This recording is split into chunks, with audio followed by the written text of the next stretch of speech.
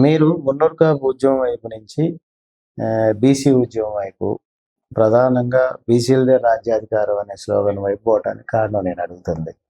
నేను ఎందుకంటే ఇదివరకు 2 దశాబ్దాల నుంచి కూడా ఒకటే కులం కోసం పనిచేశాను కాబట్టి ఈరోజు బీసీలలోనే మున్నరు కాపులు ఉన్నాము.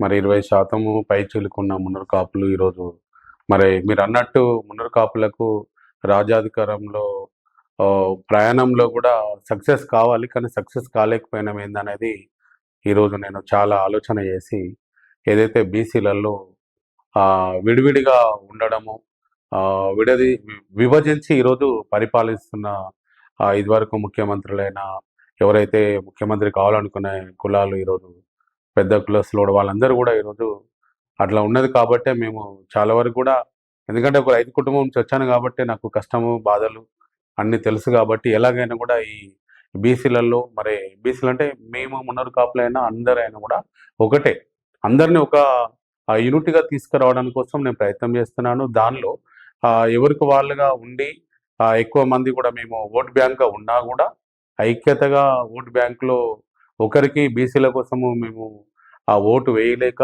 విభజించి పాలించేటట్టు వాళ్ళు రాజ్యాధికారంలో వచ్చి ఈరోజు బీసీలు కూడా చాలామంది ఈ తెలంగాణలో చాలామంది వెనుకబడిపోయినాము. మీరు అన్నట్టు కాపులు ఈరోజు ఆంధ్రప్రదేశ్లో మరి అప్పుడు చిరంజీవి గారు ప్రజారాజ్యం వచ్చినప్పుడు పవన్ కళ్యాణ్ గారు కూడా ఉండ్రి, వారు ఇప్పుడు పవన్ కళ్యాణ్ గారు అక్కడ ఆంధ్రప్రదేశ్లో వారు కూడా ఒకటే కాపు కమ్యూనిటీ అనకుండా అందరినీ అన్ని కులాలు కూడా నావే, అందరికి కూడా నేను సమన్వయం చేస్తాను అని చెప్పేసి అనుట్లనే ఈరోజు అక్కడ సక్సెస్ అయినారు. ఇది ఒక డిప్యూటీ సీఎంగా పనిచేస్తున్నారు. మరి అలాగే ఇక్కడ కూడా బీసీలందరినీ కలుపుకొని పోవాలి, పెద్దన్న పాత్ర వహించాలి.